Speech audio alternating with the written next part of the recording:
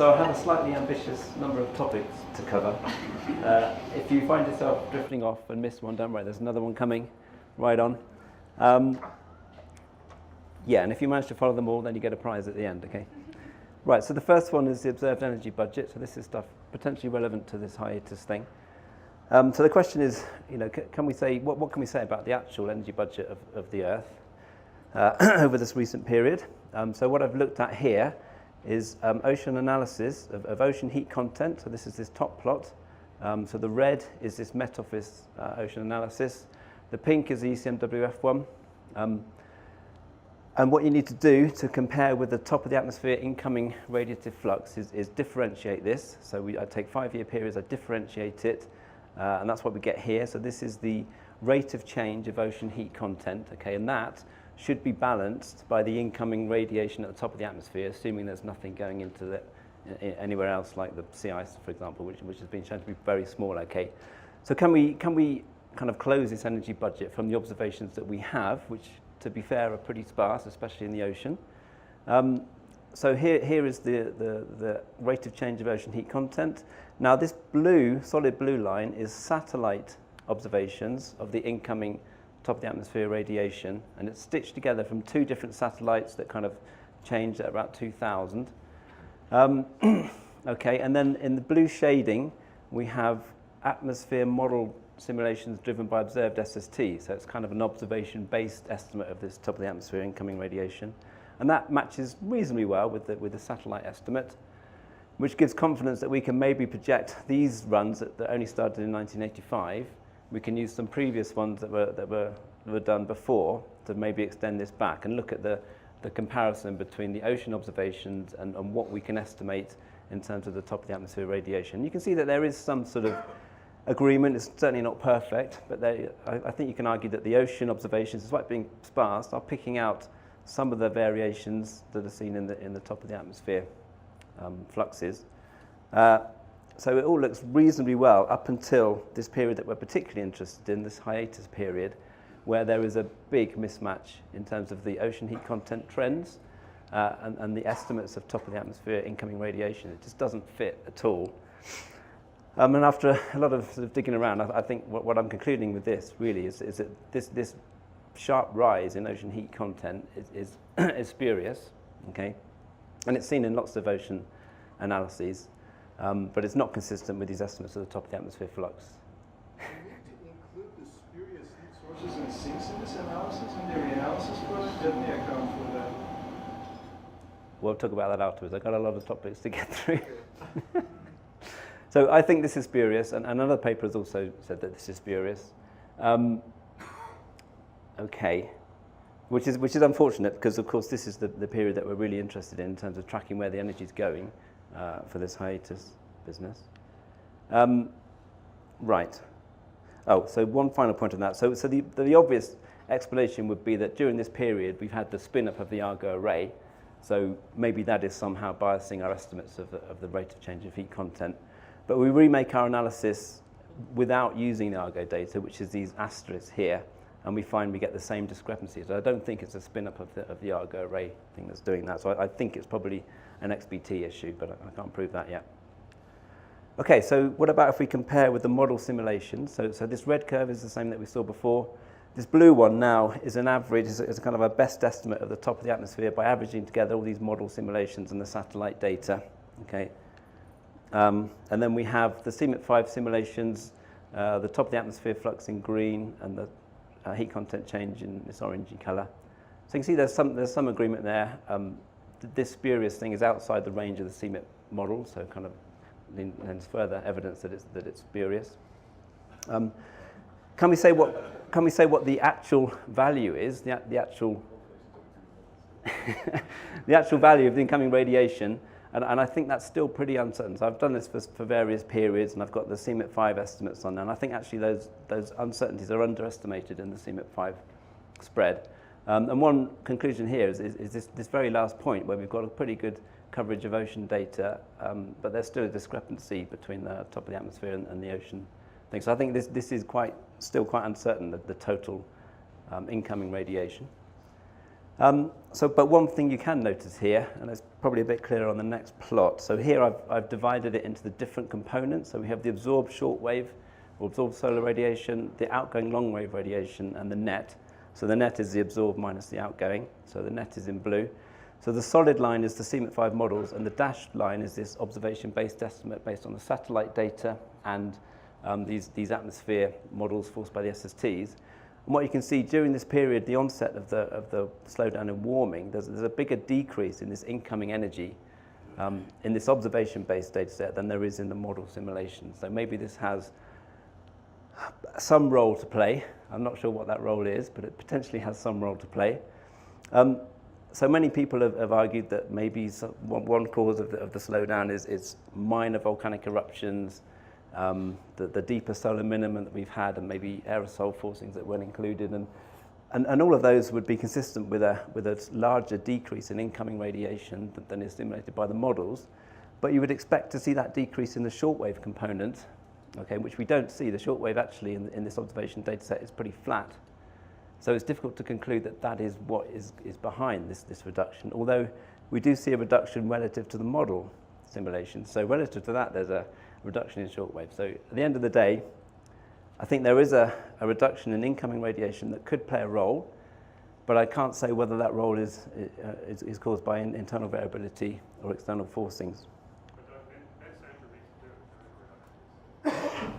Sorry? There is a reduction in the shortwave. Well, it's pretty flat in this one.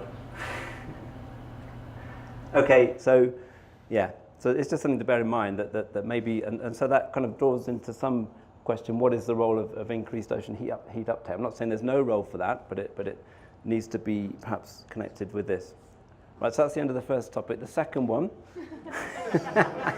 I'm sure there'll be no questions on that. The second one is this aspect of whether the melting Arctic sea ice can influence the atmospheric circulation. There's been a lot of stuff in the papers about this. So what we did is we ran this period from 1980 up to 2009, so it's a 30-year period. We ran it with the observed sea ice concentration, and then we reran it with a reduced sea ice concentration, which was just obtained by projecting that trend on, if you like.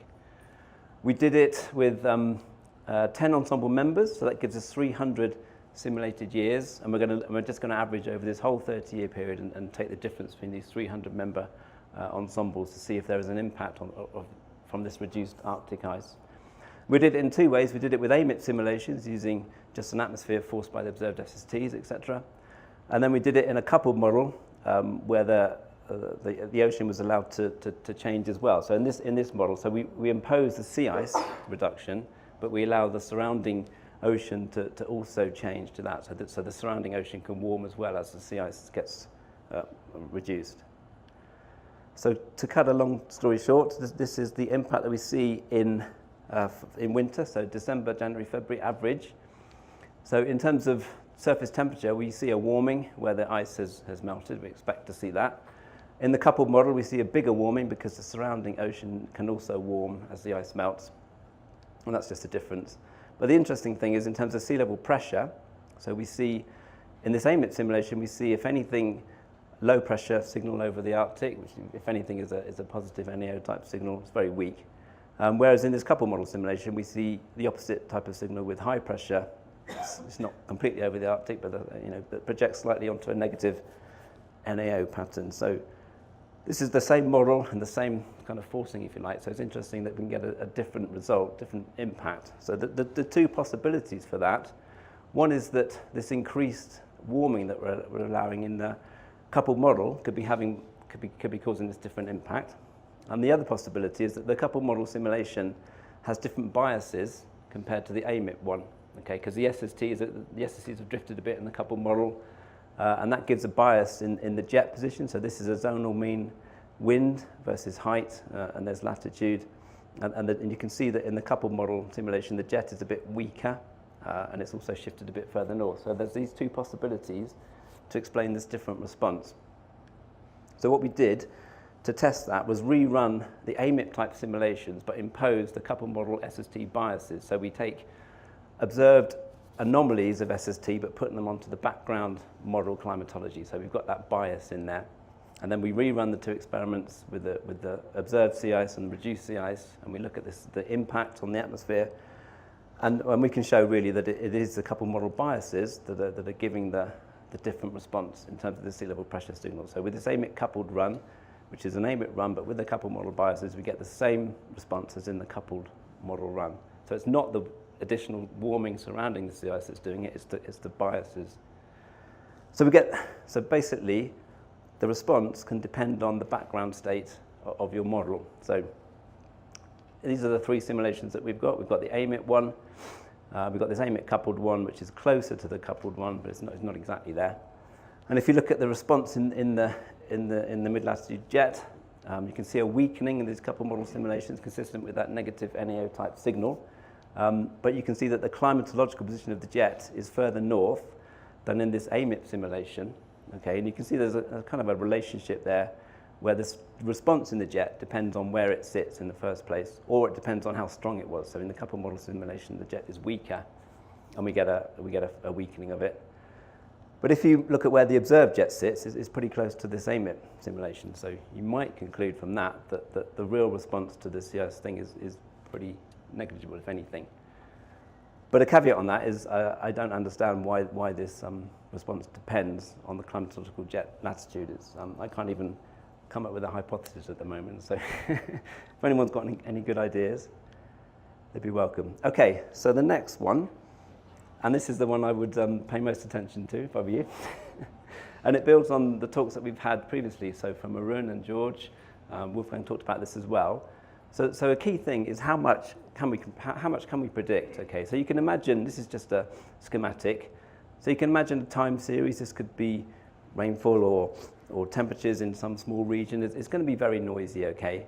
But there could be some low frequency, potentially predictable component of that time series. Maybe it's being forced by some low frequency ocean variability that is predictable.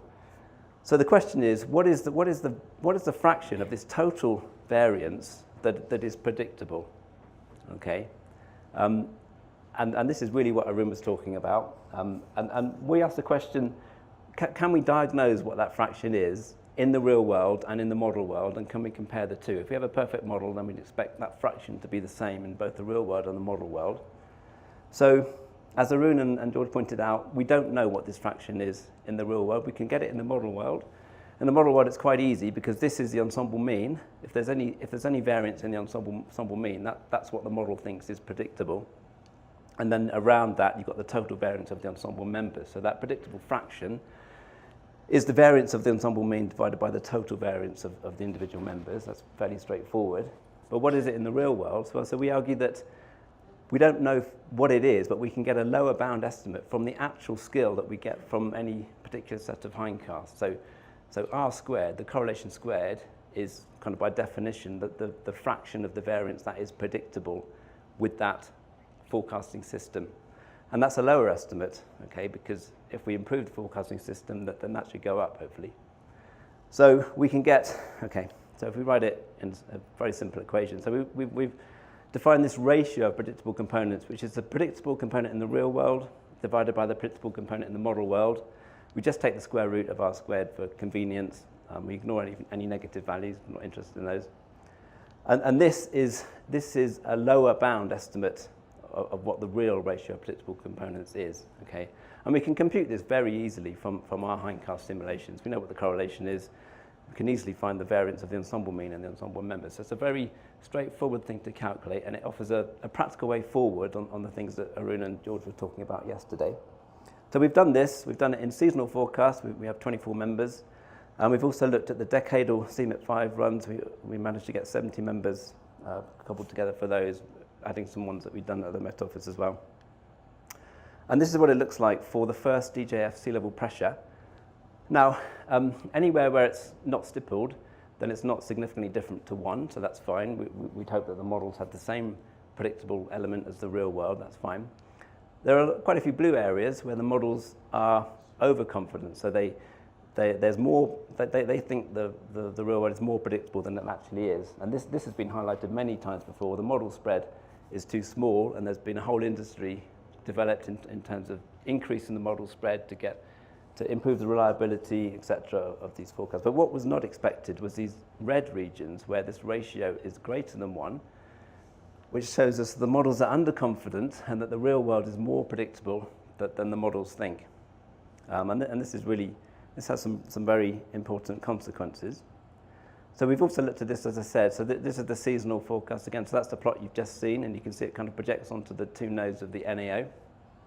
And then for the decadal run, so like years 1 to 5 or something, we can see that the North Atlantic comes out in terms of surface temperature, pressure, and maybe something for the Sahel rainfall. So these are quite interesting regions that are of known physical variability where the models appear to be underestimating the true predictability. So what it means, because what it's saying is there's too much noise in the models relative to the signal, but that means that there is a signal and there's still a decent correlation. So we can make a forecast with these imperfect models if we take a very large ensemble to get rid of all the noise, and that's what this plot shows. So this is a forecast of the first winter NAO, North Atlantic Oscillation, versus the number of ensemble members, and you can see that if you've only got a few ensemble members, you get a very low skill. But as you go up, then you can get correlations greater than 0.6, and you can actually project this forward and estimate what you would get if you had an even larger ensemble, and it approaches 0.8 for this particular thing. So we can make good forecasts. We need a very large ensemble to get rid of all the noise, but then we've got too little variance in the ensemble mean, so we need to adjust that in some way. But the other implications are that a lot of the skill measures we use would underestimate the potential skill that we can get by using this very large ensemble. So if we look at the RMS error, for example, because the variance is too small, we'll get a large RMS error. And similarly for many of the probabilistic skill measures, they don't give us a sensible, the true estimate of what we could get with this system. And then the other important implication is that if we do perfect model predictability estimates, it's often said that the estimate you get in a perfect model sense is an upper limit that you could achieve with that model, and that's not true in this case, because if you made a large ensemble with that model, you could get rid of the noise and get a high correlation, potentially. So it just means that each individual model realization is not a realization of what could have happened in the real world, and that's not too surprising, I don't think. Okay, next topic. There's not too many more. Can we predict the PDO? So Rosie's had a look at this, and she's taken the CMIP5 ensemble. She's done this lagged thing that Jochen mentioned by including forecasts that start in previous years but still verify over the same period. So she's boosted the ensemble size to 174 members. She's made an EOF type PDO pattern from the observations and measured whether the real world captures, whether these CMIP5 simulations, capture this, the evolution of this. So in the red we have the initialized ensemble, and in the blue we have the uninitialized ensemble, and then we have the observations in this kind of green and yellow shaded thing. And actually from this plot it looks pretty promising, and you get a high correlation of 0.7, so this is 5-year mean, I should say. So the correlation is 0.7 between the initialized runs and the observations, suggesting that maybe there is high skill at predicting the PDO. But we also find most of this signal is captured by the uninitialized runs, so maybe we would conclude from that PDO is potentially predictable, but it's being externally forced by something. And it's only one cycle, too. I mean, it would be nice to predict multiple cycles. That would be lovely. But even this one cycle, I'm going to say maybe we can't predict it, because if we dig a bit deeper, if we look at maps of correlation, so this is detrended, so correlation of detrended temperature, what you can see is the skill really the skill is really in this North Pacific or Northwest Pacific region. There's no skill in the tropical Pacific region, which of course is the region that thank you, that we're most interested in terms of the hiatus, the slowdown in warming, etc. It's really this region that is connected with the global temperatures, not this region, and the region that's predictable in this PDO thing appears to be this region. And also, I think we need to be careful about detrending. So this is the detrended time series over this period, but if you look at just the undetrended time series, we get a different impression of whether the models are capturing this kind of increase and decrease shape that it's really not so convincing in that way. So by detrending, we're kind of putting in, if you like, this shape that's not really there in the raw, and of course the correlation drops to 0.4 then. And also if we think it's in the uninitialized models, if you look at those over a longer time period, where less sensitive to the detrending, then we don't get the same level of skill. So I'm concluding that we can't predict the PDO. Okay, so this is very, very short, and I kind of covered this yesterday, so I think I'm almost there. So what can we predict? What do we think we can predict? So really, it's been robustly shown that initialization improves the skill in this North Atlantic region. I expect John will talk about this more tomorrow. But there was this rapid warming event in the subpolar gyre, which is much better captured by the initialized forecast due to the ocean dynamics. But can we predict anything of any use to people associated with that? And I think there's hints of this. So John did this, and he looked at the rainfall following this rapid warming compared to the rainfall before the rapid warming event in observations. So you can see a wettening of the Sahel and some drying in the US, for example. And some of that is captured, albeit quite imperfectly, by these model simulations. So there's a hint of something associated with big changes in the North Atlantic, and we also get this forecast for increased hurricane frequency. So, you know, although when we look at average skill for rainfall, there doesn't seem to be that much there. Associated with big changes like this, maybe the models are doing something, albeit very imperfectly. And as I said yesterday, there is now a weakening going on in the North Atlantic, so overturning circulation, which is predicted, at least in our model, to lead to further cooling of the subpolar gyre in the North Atlantic and a reduction in hurricanes and probably other impacts that the models are not doing a fantastic job at the moment of capturing. So just to summarize then, so I looked at ocean heat uptake and found some spurious observations just where we're interested in the world, and that has some very important implications. I don't think we can predict the PDO at the moment, especially not the tropical Pacific part of it, and we need to really work out what's going on in the Atlantic. Okay, thanks.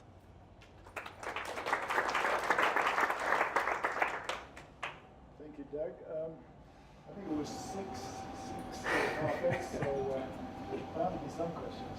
So, not being able to predict the PDO is the result of the noise coming from ENSO?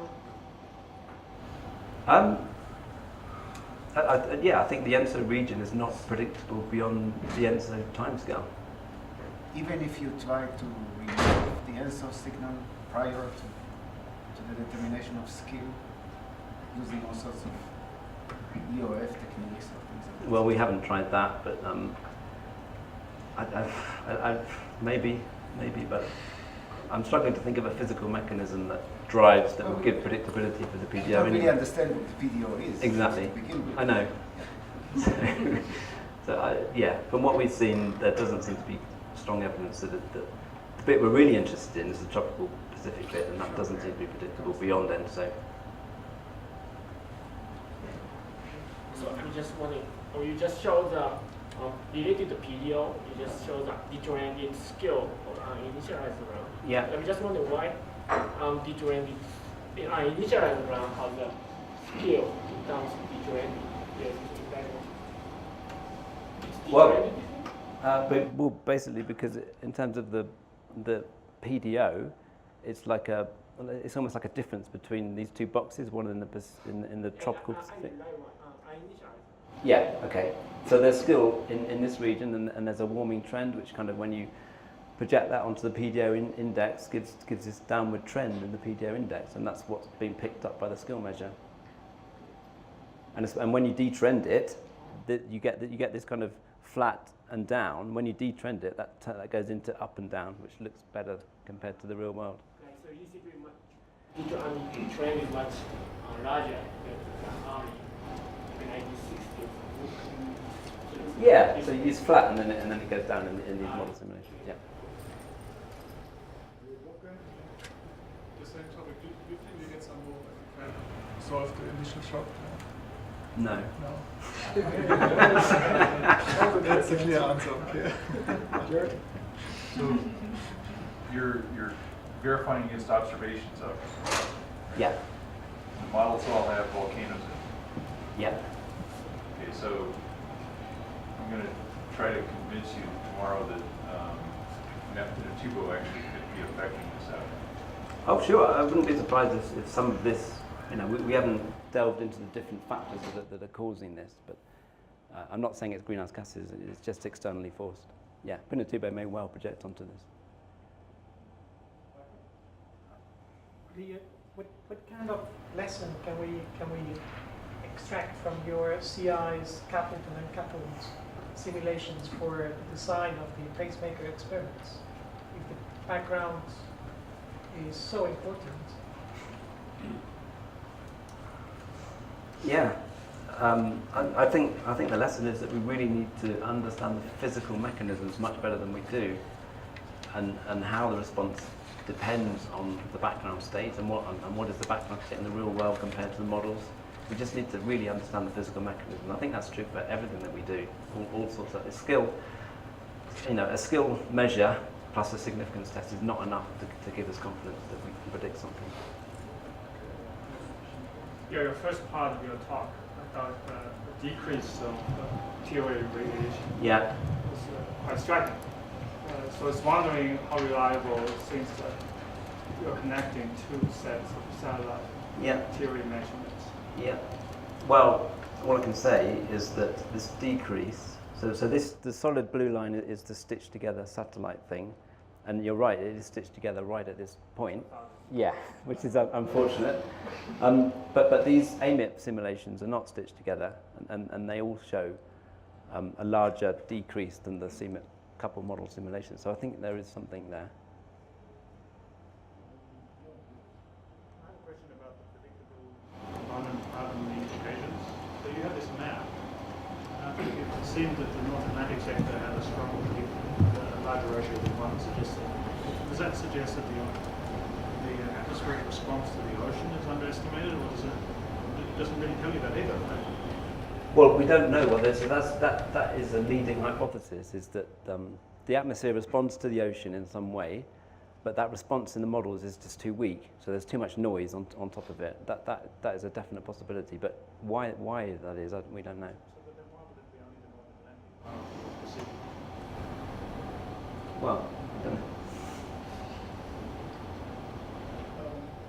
John and Jerry. On the jet response, dependence to the jet climatology and the impact on sea ice that has. You can get a lot of guidance in the southern hemisphere where there's problems being hammered to death. And the mechanisms are pretty well understood. Do you think so? Yeah. Oh, I'd love to know what they are then. Okay, Jerry. So if you go back to the RPC. Yeah. Yeah, that.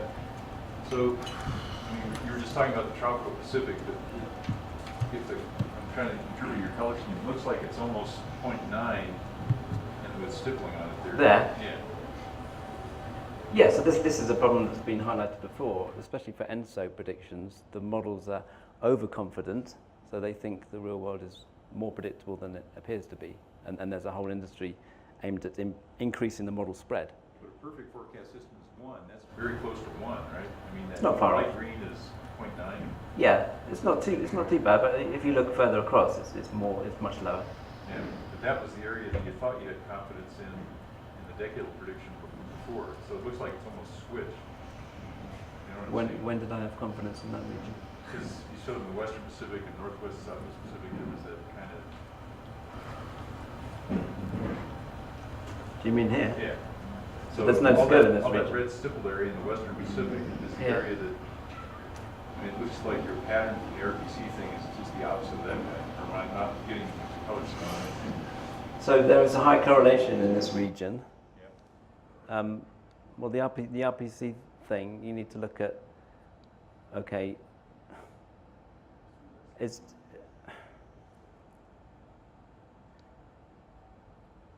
Yeah. It's this plot you need to look at. I think this is the surface temperature one for 5 years.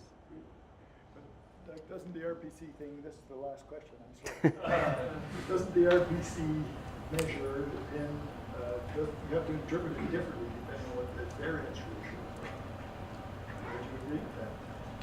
RPC less than 1 is possible as being not overconfident or underconfident. Well, It's possible that it could be. as I say, the RPC that we measure, the only thing we can do practically, is an underestimate of the true RPC. So we expect it to be less than 1. We don't expect it to be greater than 1. Exactly. Yeah. So if it is less than 1, that's what you expect. Yeah. So it's not necessarily wrong. No, it isn't. Okay, good. Thank you. Okay.